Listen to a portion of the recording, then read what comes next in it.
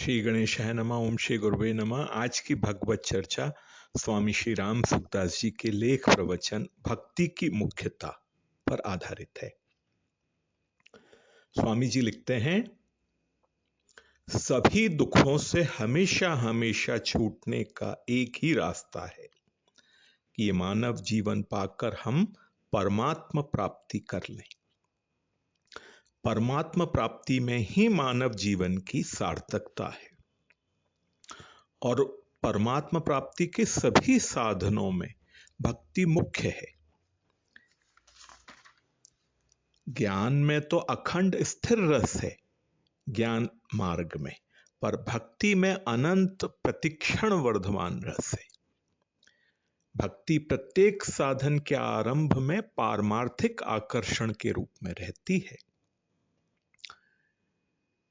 स्वामी जी आगे कहते हैं, गीता में भी अर्जुन ने भगवान से प्रश्न किया, सगुण और निर्गुण दोनों उपासकों में कौन श्रेष्ठ है?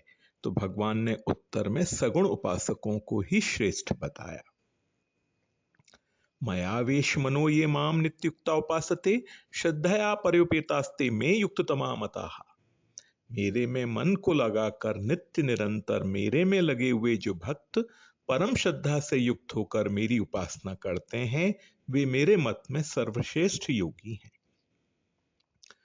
भक्त का भगवान की तरफ आकर्षण होता है तो भगवान कृपा करके अपने समग्र रूप को प्रकट कर देते हैं। भगवान उसके अज्ञान अंधकार को दूर कर देते हैं और उसका उद्धार भी भगवान कर देते हैं। तेषामहं समुद्धर्ता मृत्यु संसार सागरात भवामि न चिरात पार्थ मया वेश्यित चेतसाम। तात्पर्य है कि अनन्य भक्त को अपने उद्धार के लिए कुछ नहीं करना पड़ता। उसको ज्ञान कराने की, उसका उद्धार करने की जिम्मेवारी भगवान पर होती है।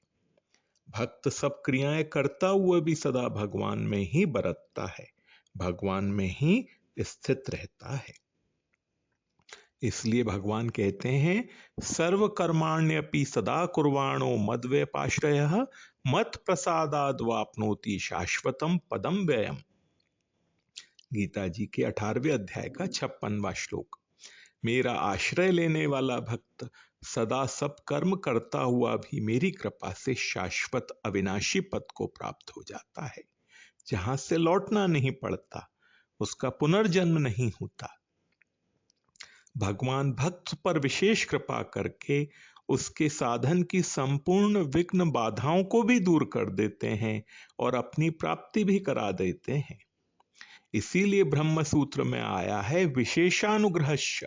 भगवान की भक्ति का अनुष्ठान करने से भगवान का विशेष अनुग्रह होता है और जहां भक्ति होती है वहां ज्ञान और वैराग्य अपने आप आ जाते हैं, क्योंकि ज्ञान और वैराग्य को भक्ति माता के पुत्र बताया गया है। इसलिए भक्त को ज्ञान और वैराग्य की प्राप्ति के लिए परिश्रम नहीं करना पड़ता अगर वो भक्ति में लगता है।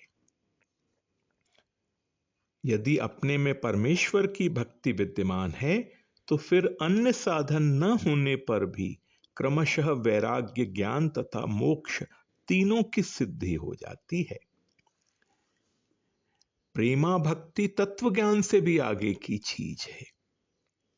मीराबाई में शुद्ध प्रेम था, इसलिए उनका शरीर भी चिन्मय होकर भगवान के श्री विग्रह में लीन हो गया। गोपियों को भी सब जगह कृष्ण ही कृष्ण दिखते थे। उनके शरीर भी चिन्मय होकर एक तालाब में लीन हो गए, जो गोपी तलाई नाम से प्रसिद्ध है। उस तालाब की मिट्टी ही गोपी चंदन कहलाती है। प्रेम में अनंत रस है। भगवान की प्रेम लक्षणा भक्ति में अनंत रस होता है। भगवान से मांगना है तो प्रेम लक्षणा भक्ति मांगना चाहिए। प्रेम मुक्ति, तत्वज्ञान, स्वरूप बोध, आत्म साक्षात्कार, कैवल्य से भी आगे की चीज है। प्रेमा भक्ति तत्वज्ञान होने के बाद भी हो सकती है और सीधे भी हो सकती है। भगवान में अगर गाढ़ अपनापन हो जाए भक्त का, तो तत्व ज्ञान हुए बिना भी सीधे प्रेमा भक्ति प्राप्त हो सकती है। और प्रेमा भक्ति प्राप्त होने के बाद भगवत कृपा से अपने आप तत्व ज्ञान हो जाता है। मम दर्शन फल परम अनूपा, जीव पाव निज सहज स्वरूपा। ये चौपाई मानस में आई है। श्रीमद् भगवत गीता में भगवान कहते हैं, तेषाम सतत युक्तानाम भजताम प्रीति पूर्वकम ददामी बुद्धि योगम तम येन मामुपयान्ति ते तेषामेवानुकंपार्थम अहम ज्ञानजम तमः नाश्यात्म भावस्थो ज्ञान दीपेन भास्वता। 10वें अध्याय के 10वें और 11वें श्लोक। उन नित्य निरंतर मेरे में लगे हुए और प्रेम पूर्वक मेरा भजन करने वाले भक्तों को मैं वह बुद्धि योग देता हूं जिससे उनको मेरी प्राप्ति हो जाती है। उन भक्तों पर कृपा करने के लिए ही उनके स्वरूप में रहने वाला मैं उनके अज्ञान जन्य अंधकार को दैदीप्यमान ज्ञान रूप दीपक के द्वारा सर्वथा नष्ट कर देता हूं। प्रेमी भक्त में प्रतिक्षण वर्धमान आनंद रहता है, इसलिए भक्त ज्ञानी की तरह शांत एक रस नहीं रहता, प्रत्युत उसमें विभिन्न विलक्षण भावों का उछाल आता रहता है। आज की भगवत चर्चा यहीं तक। ओम श्री गुरुवे नमः।